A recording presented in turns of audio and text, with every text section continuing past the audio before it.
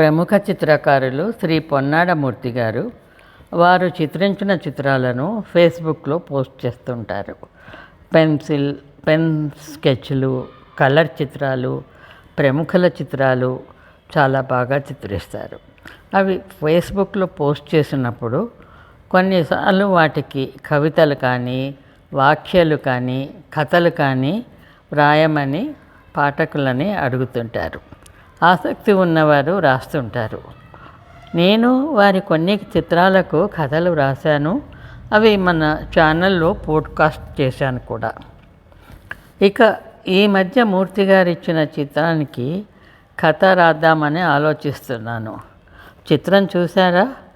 ఒక యువతి ఏవో ఆలోచనలతో ముసిముసిగా నవ్వుకుంటున్నట్లుంది కదా. ఆమెలో ఏ ఆలోచనలు రేగాయంటారు? మీరైతే ఈ చిత్రానికి కవిత రాస్తారా, కథ రాస్తారా? ఆలోచించండి. ఇక నాకు కొంత సలహా ఇవ్వండి.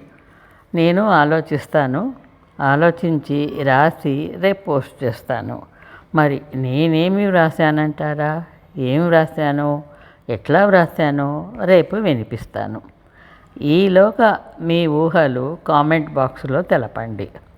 రేపు ఇదే సమయానికి ప్రభాత కమలంలో కలుద్దాం.